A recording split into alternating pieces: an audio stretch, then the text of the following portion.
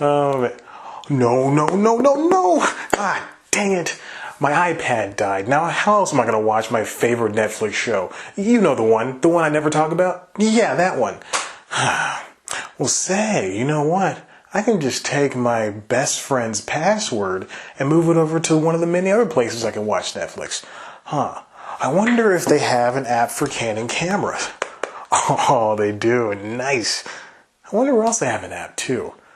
Do they have a Sony Handycam app as well? They do. It's odd. Okay. All right. What about if you're in the office and you want to, take a little load off right now? Let's see. They got an HP desk printer one. Oh my gosh. It's beautiful. Okay. All right. What if I'm in the gym and I need to take a load off and I need to stretch out my ankles? They have a foam roller one. There's a tiny screen on this. You can't see it, but it's definitely working. Now, what if I need to be nourished after the gym? I bet they don't have a orange one. God, Netflix thinks of everything. Now, what if I'm in the kitchen? An Instant Pot. There's a screen. Let's see. Surprisingly, the best place to watch it. It's news time. Delivering to you the news you didn't know about, the news you didn't care about, and the news you didn't know you cared about. With host, Chad White. Now, here's that host, Chad White.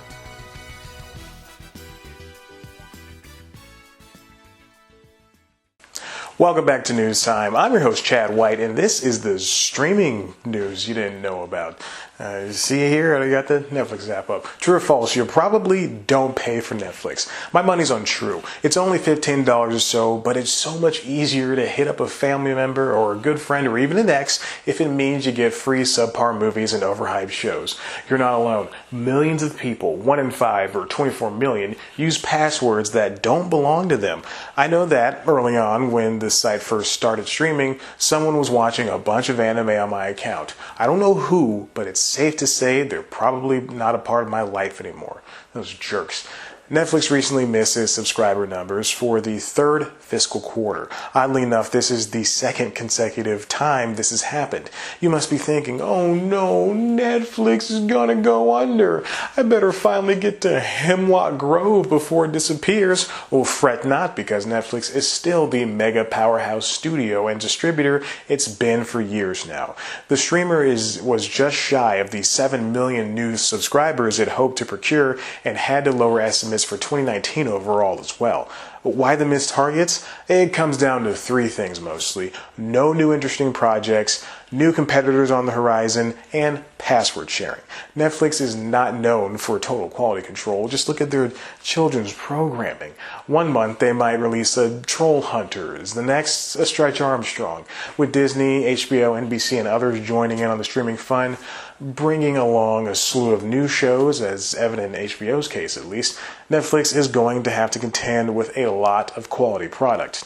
As for the password sharing, that's going to be a shared problem among all streamers. Disney is already putting a stop to it months before their app releases. With the help of the cable companies, it's probably going to put out of business in a decade or so. But stalwart Netflix thrived on sharing for years. Can it suddenly curb the practice?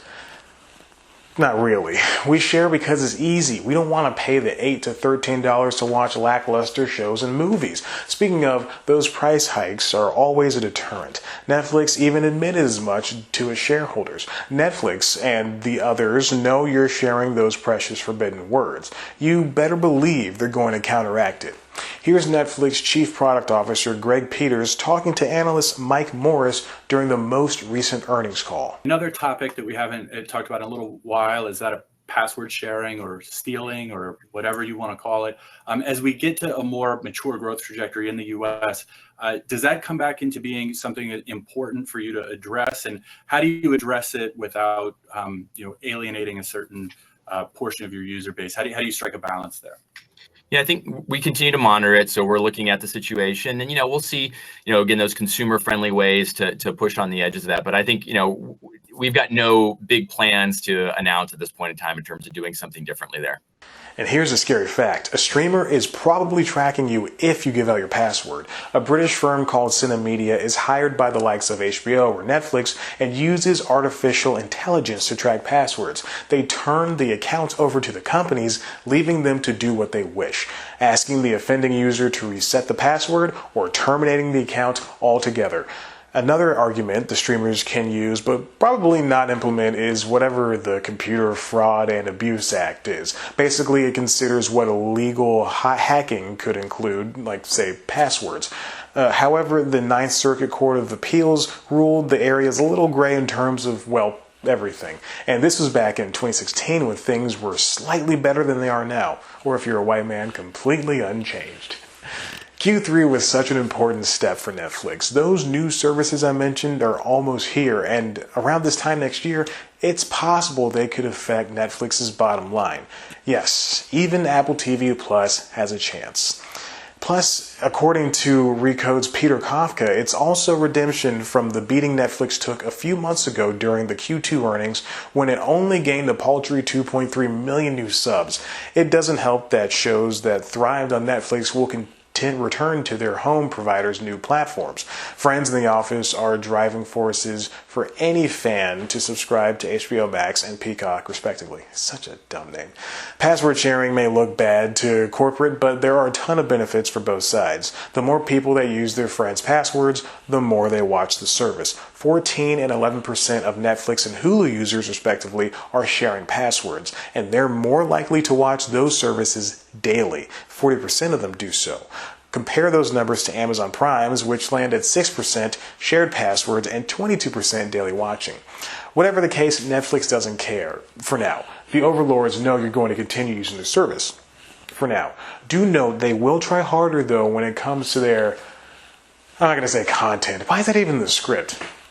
Retention is key. Speaking of retention, why don't I try to retain you by subscribing and checking out one of our other videos. You can also head to the website cpluscomedy.com, where there are so many great interviews with your favorite comedy people that you'll be covered up in stitches because you laughed too hard or your gut busted. Follow us on Twitter and Instagram at cpluscomedy. Follow me on Twitter and Instagram at ChadBlackWhite. Like us on Facebook. Listen to the Constitutionals podcast. Rate it on Apple Podcasts. And be sure to always go to Netflix. Now, I'm going to go to an even better app. Let's see. Oh, Hulu.